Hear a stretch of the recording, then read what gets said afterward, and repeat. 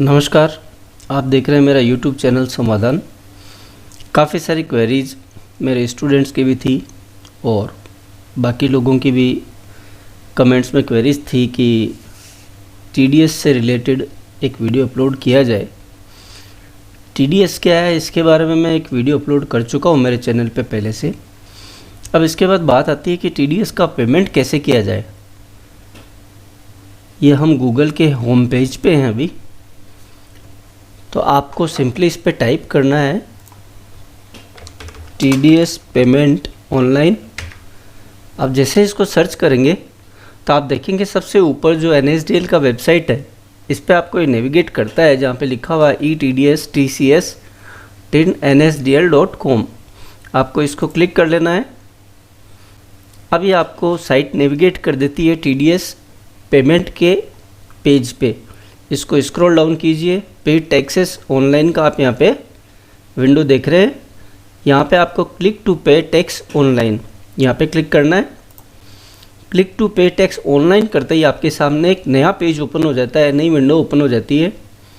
सबसे पहले आप देखेंगे TDS/TCS challan number 281 payment of TDS/TCS by company और नॉन कंपनी डिडक्टी। आपको जो TDS का पेमेंट करना है वो फ्रेंड्स यहाँ से करना है। इसके आगे जो चालान है वो है चालान नंबर 280-280। यह है नॉन TDS/TCS। इसमें क्या क्या इंक्लूडेड है, इसमें आ रहा है आपको payment of advance tax, self assessment tax, tax on regular assessment, surtax, tax on distributed profit of domestic company and tax on distributed income to unit holders. इसी तरीके से आगे चालान नंबर 282, 283 स्क्रॉल डाउन आप करेंगे तो यहाँ पे 284, 285 इसमें काफ़ी सारे चालान हैं। Payment of TDS on sale of property, payment of TDS on rent of property, ये अलग अलग चालान भी इसमें है। जो आपके क्वेरीज और अपना कंसर्न आज की वीडियो का हुआ है TDS का पेमेंट, जो अपन को रेगुलर बेसिस पे करना होता है। तो TDS का पेमेंट करने के लिए आपको यहाँ पे प्रोसीड का जो दिख रहा है यहाँ पे अपन को क्लिक कर लेना है। प्रोसीड आप जैसे क्लिक करते हैं तो आपके सामने एक पेज ओपन हो जाता है। सबसे पहला आप देखेंगे tax applicable, the tax deducted collected at source from. इसका मतलब ये है कि जिसका आपने TDS काटा है और आपको जमा कराना है वो यदि कंपनी है तो आपको यहाँ पे क्लिक करना है, और यदि कंपनी नहीं है, कोई इंडिविजुअल पर्सन, प्रोप्राइटरशिप फर्म या पार्टनरशिप फर्म है तो आपको नॉन कंपनी डिडक्टीज़ को सिलेक्ट कर लेना है। इसके बाद आती है बारी टाइप ऑफ पेमेंट की। यहाँ पे दो ऑप्शन है आपके पास, 200 TDS/TCS payable by tax payer और 400 TDS/TCS रेगुलर असेसमेंट। अब जब आप TDS का पेमेंट करते हैं तो आपको हमेशा फर्स्ट विंडो जो है इसको क्लिक करना है, इसको सिलेक्ट करना है 200। आप TDS का पेमेंट कर रहे हैं, न कि कोई असेसमेंट है उसके बाद का पेमेंट कर रहे हैं। तो आप ये ध्यान रखना, आपको हमेशा जो फर्स्ट है इसको सेलेक्ट करना है 200 को। इसके बाद बारी आती है नेचर ऑफ पेमेंट। यहाँ से आपको सेलेक्ट कर लेना है। जैसे आप इसको क्लिक करेंगे तो यहाँ पे आपके पास जिन जिन सेक्शंस के अकॉर्डिंगली आपको टैक्स का कलेक्शन आपने किया है वो सेक्शन आपको यहाँ से सेलेक्ट करना है, ताकि जिस सेक्शन में आपने TDS का डिडक्शन किया है उसी सेक्शन में आप इसको चालान को डिपॉजिट कर सकें। तो यहाँ पे मान लीजिए अपन एक एग्जांपल लेते हैं कि आपने जो शॉप ले रखी है वो किराए की है और आपने जो किराए का पेमेंट किया है वो आपने प्रॉपर्टी ओनर को TDS काट के पेमेंट किया है, और जो TDS आपने काटा है उसको आपको जमा कराना है। तो अपन यहाँ पे सेलेक्ट करेंगे 94 में जो सेक्शन है जिसमें वेरियस डिडक्शन आपके काम के जो अधिकतर हैं वो 94 सेक्शन में आते हैं और 92 में आते हैं। तो हम देखते हैं यहाँ पे 94 में 94I रेंट, यानी कि जो रेंट का TDS आपने काटा होगा वो काटा होगा अंडर सेक्शन 94I। तो इसको अपन सेलेक्ट कर लेंगे। ये सेलेक्ट हो गया 94I। इसके बाद में जो मोड ऑफ पेमेंट है इसमें आपके पास दो ऑप्शन यहाँ पे दिए गए हैं। पहला है नेट बैंकिंग। यदि आपने नेट बैंकिंग ले रखा है तो आप नेट बैंकिंग के थ्रू ले सकते हैं इसको पेमेंट को। और या फिर आपके पास एटीएम या डेबिट कार्ड यदि है आपके बैंक अकाउंट का, तो आप यहाँ से डेबिट कार्ड के भी थ्रू पेमेंट कर सकते हैं। अपन सेलेक्ट कर लेते हैं यहाँ पे net banking. Net banking select करने के बाद यहाँ आपको दिखाई पड़ रहा है बैंक नेम। आपको यहाँ से जिस भी बैंक में आपका अकाउंट है उस बैंक को सेलेक्ट करना है।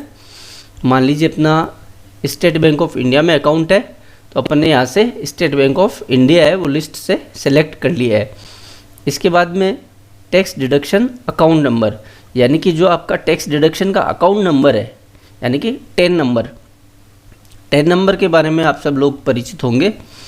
10 नंबर जैसे पैन नंबर होता है उसी तरीके से 10 नंबर होता है। जब आप किसी का टीडीएस काटने की आपकी लायबिलिटी अराइज होती है तो आपको सबसे पहले 10 नंबर के लिए अप्लाई करना होता है।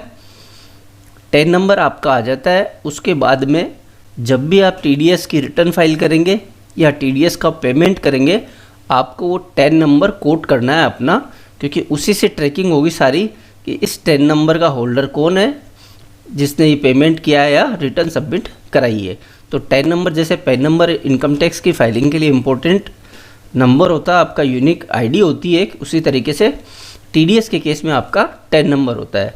यहाँ पे आप अपना 10 नंबर टाइप कर देंगे। इसके बाद सबसे जो मोस्ट इम्पोर्टेंट चीज़ है फ्रेंड्स, ये है असेसमेंट ईयर, यानी कि जिस फाइनेंशियल ईयर में आप पेमेंट कर रहे हैं उसका असेसमेंट ईयर आपको यहाँ पे सेलेक्ट करना है। मान लीजिए अभी चल रहा है 2021-2022 ये फाइनेंशियल ईयर है। यदि आप अप्रैल ऑनवर्ड्स किसी का भी टीडीएस काट रहे हैं, अप्रैल का है चाहे मई महीने का है, तो आपको यहाँ पे 21-22 हो गया आपका फाइनेंशियल ईयर। असेसमेंट ईयर हो गया आपका 2022-2023। असेसमेंट ईयर और फाइनेंशियल ईयर में जहाँ तक मैं समझता हूँ आप सब लोग परिचित होंगे। इसके बाद आपको यहाँ पे डालना अपना एड्रेस की डिटेल्स। यहाँ पे आपका आ गया flat, door, block number. User friendly चीज़ें हैं, आप सिर्फ पढ़ के आराम से इसको फिलअप कर पाएंगे। प्रेमाइजेस, बिल्डिंग नेम, रोड, स्ट्रीट, लेन, एरिया, लोकेलिटी। इसके बाद सिटी और डिस्ट्रिक्ट, स्टेट और पिन कोड। पिन कोड आप डाल सकते हैं, यहाँ से भी सिलेक्ट कर सकते हैं। स्टेट आपको यहाँ से सिलेक्ट करना है। इसके बाद आपका मेल आईडी और इसके बाद में आपको डालना है आपका मोबाइल नंबर। ये सब आपने फिलअप कर लिया है पूरा डेटा। इसके बाद आप नीचे स्क्रॉल डाउन करेंगे तो आपको एक कैप्चा नज़र आता है यहाँ पे। ये कैप्चा आपको इस फील्ड में फिलअप करना है। जैसे आप ये कैप्चा फिलअप कर लेते हैं तो आपका जो ये पेज है इसको फिलिंग का काम आपका हो गया है पूरा, और आपको यहाँ से करना है इसको प्रोसीड। अभी अपन ने इसमें कुछ डेटा डाला नहीं है तो ये यहाँ पे रेड मार्क दिखा रहा है, यानी कि जो फील्ड मैंडेटरी है इसमें उसके बिना ही नेविगेट इसको नहीं करेगा। बाकी मैं आपको इसमें बता देता हूँ कि जैसे ही आप ये सारी डिटेल्स है फिलअप कर लेते हैं और इसको प्रोसीड करेंगे तो इसके बाद में एक नया पेज ओपन होगा जो आपको नेविगेट करता है आपके बैंक पे। यानी कि अपन ने नेट बैंकिंग सेलेक्ट करके बैंक सेलेक्ट किया अपना, मान लीजिए अकाउंट है स्टेट बैंक ऑफ इंडिया में तो स्टेट बैंक ऑफ इंडिया, आपका जिस भी बैंक में अकाउंट है आप उसका सेलेक्ट करेंगे ताकि पेमेंट आपको उसी से करना है। इसके बाद में एक नया पेज ओपन होगा जो आपसे वेरिफिकेशन मांगेगा कि क्या इसको बैंक को सबमिट कर दिया जाए। तो जैसे आप इसको ओके करेंगे तो आपकी जो वेबसाइट बैंक की है, यानी कि जब आप बैंक का अपना नेट बैंकिंग लॉगिन करते हैं अकाउंट, तो उस जगह पे आपको नेविगेट कर देगा। आपको अपनी नेट बैंकिंग का यूज़र आईडी, पासवर्ड वगैरह डाल के उसको प्रोसीड करना रहेगा। इसके बाद आपके पास एक नया पेज ओपन होगा जिसमें आपको ये जो चीज़ें आपने जितनी भी फिलअप कर चुके हैं आप वो सारी वहाँ पे डिस्प्ले हो जाएगी, आपका 10 नंबर डिटेल, ताकि आपने यदि कोई इसको फिलअप करने में डेटा में कोई मिस्टेक कर दिए तो वहाँ से आप उसको बैक आ सकें, उसको सही कर सकें। आपने सारी चीज़ें चेक कर ली। उसके बाद सिर्फ आपको वहाँ पे टैक्स का जो अमाउंट है, जितना टीडीएस का आपको चालान डिपॉजिट करना है, वहाँ पे टैक्स अमाउंट में टैक्स का अमाउंट डाल देना है और इसके बाद आपको नीचे कर देना है कंफर्म। जैसे ही आप कंफर्म करेंगे आपके पास ओटीपी आ जाता है बैंक का, आप वो ओटीपी अपने उस पर डालिए और आपका चालान कंफर्म हो जाएगा। कंफर्म होने के बाद में आप यहीं से अपना चालान डाउनलोड कर सकते हैं। आपको डाउनलोड का लिंक मिल जाएगा वहीं पे, डाउनलोड चालान। तो आप PDF में, JPG में, जैसे भी आप चाहें उसको डाउनलोड कर सकते हैं। जब आपको रिटर्न अपनी फ़ाइल करनी है तो आपको अपने CA को ये सारे चालान प्लस आपको ये डिटेल्स देनी होती है अपने CA को कि आपने किस किस हेड में, किस किस पैन नंबर के अगेंस्ट में कितना कितना TDS काटा है, वो आप डिटेल और चालान अपने CA को दे सकते हैं। यदि आप खुद से TDS की रिटर्न फाइल करते हैं तो आपके पास सारी चीज़ें वो रेडी आ जाती है, तो उसके अकॉर्डिंगली आप अपनी खुद भी रिटर्न फाइल TDS की कर सकते हैं। इसको बैक कर लेते हैं, आगे बात करते हैं अपन इसके चालान नंबर 280। थोड़ा सा मैं ब्रीफ कर देता हूँ इसके बारे में, वीडियो ज़्यादा लंबा नहीं करूँगा लेकिन थोड़ा सा ब्रीफ यहाँ पे कर देता हूँ मैं आपको। पहला है एडवांस टैक्स और दूसरा है सेल्फ असेसमेंट टैक्स। दो चीज़ों के बारे में यहाँ पे थोड़ा सा डिस्कस कर लेते हैं। एडवांस टैक्स यानी कि जो भी आपकी लायबिलिटी जिसका आपको एक अप्रोक्सीमेशन करना है कि इस फाइनेंशियल ईयर में आपकी क्या अर्निंग्स, क्या नेट प्रॉफिट्स आपका होने वाला है, उसके अकॉर्डिंगली आपको अपना एडवांस टैक्स फाइल करना होता है। एडवांस टैक्स की डेट्स वगैरह मैं यहाँ पे डिस्कस नहीं कर रहा हूँ। यदि आपकी क्वेरी हो तो आप कमेंट में मुझे कमेंट करके ज़रूर बताइएगा, तो मैं आपको वो बता दूँगा। तो उस पर्टिकुलर डेट पे आपको अपना एडवांस टैक्स साल में 3 बार 4 बार जैसा भी केस है, कंपनी नॉन कंपनीज अलग अलग, तो उसके हिसाब से आपको अपना चालान है जो एडवांस टैक्स आप अपना डिपॉजिट करेंगे वो आपको यहाँ से पेमेंट करना है। इसके बाद आता है सेल्फ असेसमेंट टैक्स। जब आपने अपना एडवांस टैक्स यदि बन रहा है वो आपने डिपॉजिट कर दिया है और आप अपनी इनकम टैक्स की रिटर्न है वो फाइनल करने जा रहे हैं, उसको फाइल करना चाह रहे हैं, और यदि आपका कोई टैक्स बन रहा है, मान लीजिए आपका टैक्स बना 50,000 रुपीज़ और आपने जो एडवांस टैक्स जमा कराया वो करा दिया मान लीजिए 49,000 रुपीज़, यानी कि 1,000 रुपीज़ आपने कम पेमेंट कराया है। आपका कुछ अनुमान आपका कम रह गया, कुछ भी मान लीजिए ज़्यादा करा दिया, तो आपको यहाँ से सेल्फ असेसमेंट टैक्स करना नहीं है, आपका TDS का रिफंड बनेगा आपकी इनकम टैक्स की रिटर्न में। और यदि आपने एडवांस टैक्स कम जमा कराया है या बिल्कुल भी नहीं कराया है तो आपका जो भी टैक्स आपकी रिटर्न फाइलिंग के टाइम पे बन रहा है वो आपको सेल्फ असेसमेंट टैक्स उसको कहा जाता है। तो वो सेल्फ असेसमेंट का टैक्स आपको यहाँ से भरना है, उसके बाद आपकी रिटर्न है वो फाइल इनकम टैक्स की हो जाएगी। उम्मीद करता हूँ दोस्तों ये वीडियो है आपके लिए हेल्पफुल रहेगा। यदि आपने मेरा चैनल अभी तक सब्सक्राइब नहीं किया है तो प्लीज़ सबसे पहले सब्सक्राइब करें।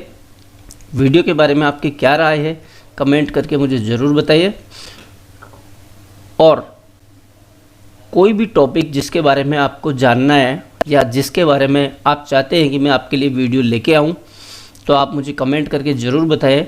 मैं पूरी कोशिश करूँगा कि इस चैनल के जितने भी व्यूअर्स हैं और उनकी जो भी क्वेरीज़ है मैं उनको पूरा कर सकूं। आपकी नीड के अकॉर्डिंग मैं अपने वीडियोज़ में वो चीज़ें कंपाइल कर सकूं ताकि आपको ज़्यादा से ज़्यादा गाइडेंस है वो यहाँ से मिल पाए। कमेंट करके मुझे ज़रूर बताइएगा आपकी जो भी क्वेरीज़ हैं। मिलते हैं किसी और वीडियो में। Thank you so much.